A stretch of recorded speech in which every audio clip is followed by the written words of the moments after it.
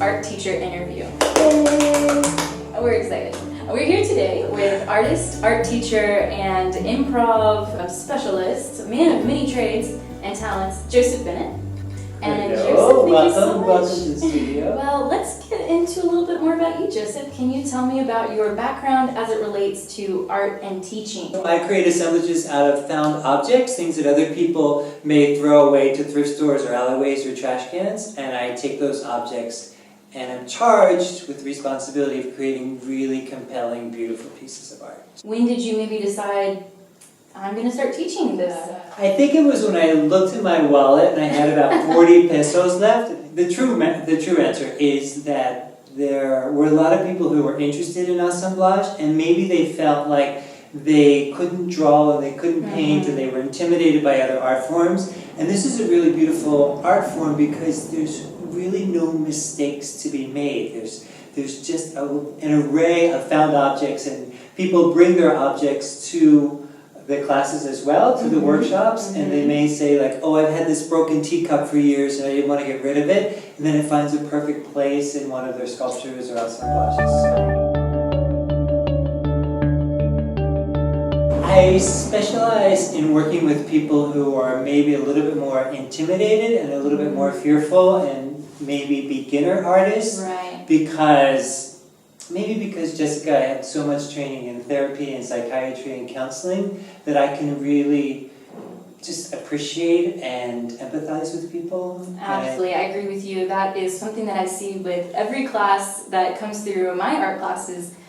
There's always one person who is enthusiastic and obviously they want to learn art because they're in the class, but they'll take the sketchbook into our sketching San Miguel class and say, it's a really beautiful sketchbook, so I'm not going to actually draw in it because I don't want to mess it up. So there's such a psychological aspect of learning art, the mentality, so that's great. It reminds me that in all of my workshops, whatever it is, I have a couple of guidelines and they're always the same. And one of the guidelines is no apologies.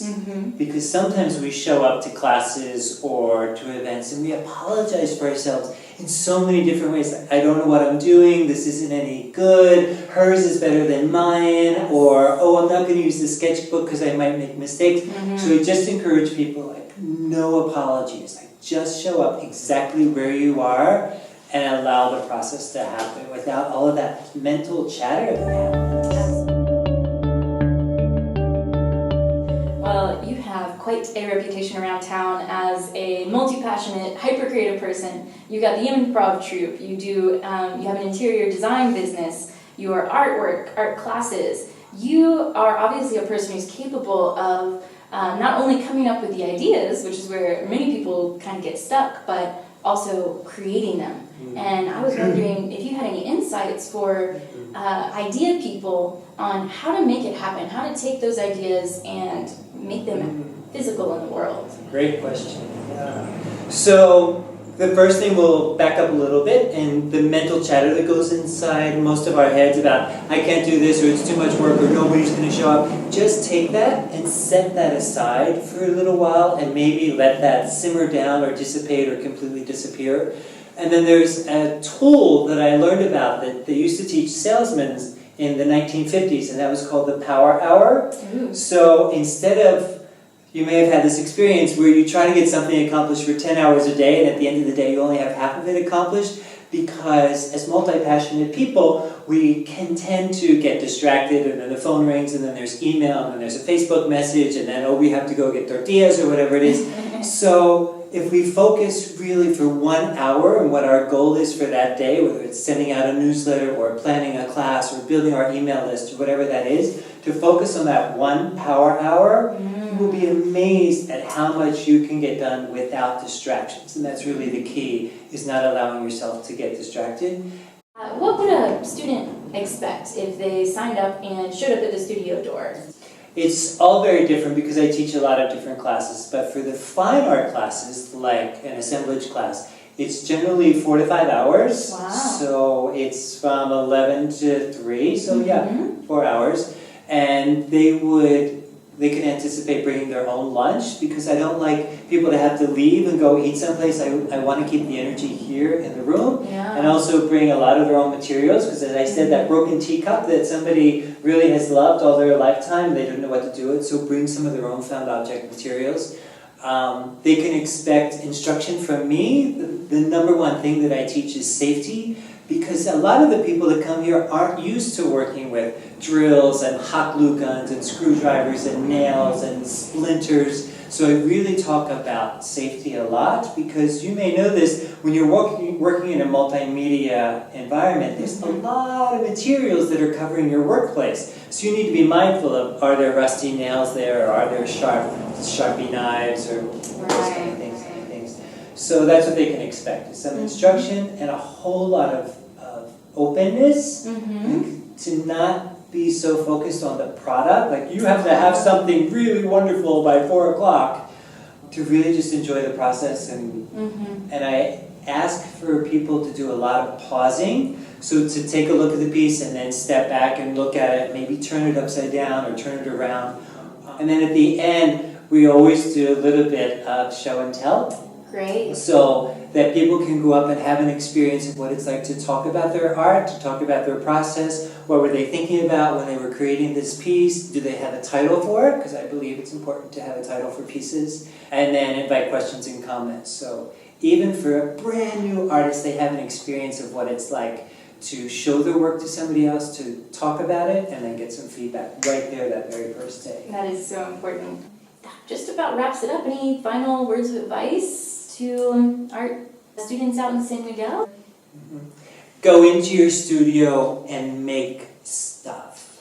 Yes. I definitely agree with there. So thank you so much, Joseph. Thank you. It's such a pleasure. My pleasure, Jessica. And let's take a minute to check out Joseph's workstation.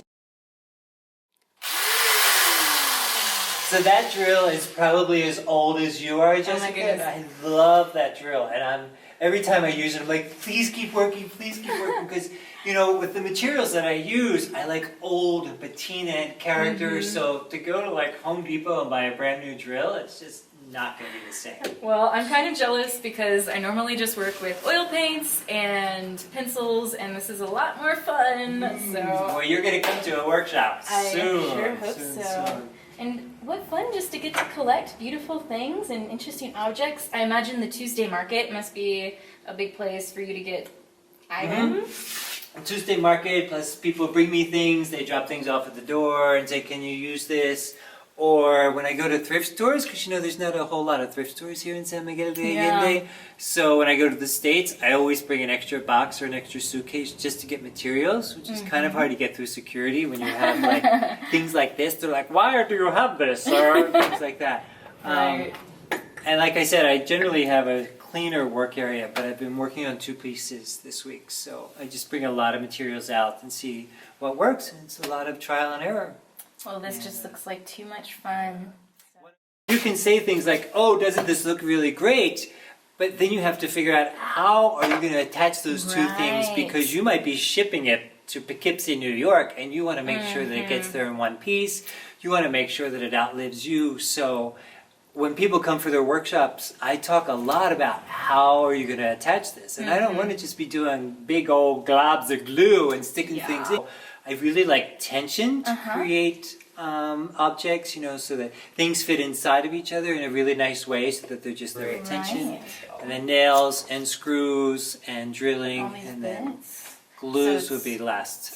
Science and engineering meets art, and and physics and all those things. Well, multi-talented, multi-passionate, and multi-minded when it comes to sciences and arts.